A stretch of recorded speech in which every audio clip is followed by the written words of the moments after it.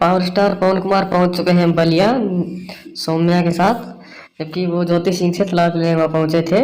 तो ज्योति सिंह ने सौम्या के साथ पवन कुमार को देखकर बहुत ही गुस्सा हो गई है। दोस्तों पूरी खबर की जानकारी लेंगे उससे पहले अगर आप चैनल पर नए हैं और पवन कुमार के फैन हैं तो चैनल को सब्सक्राइब जरूर कर दे और वीडियो को लाइक और जरूर कर दे।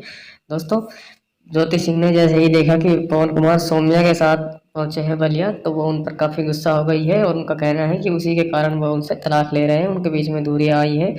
दोस्तों उनकी शादी को ज़्यादा दिन हुए नहीं हैं, ज़्यादा कुछ सालों में ही उनकी शादी जो है तलाक तक पहुंच चुकी है।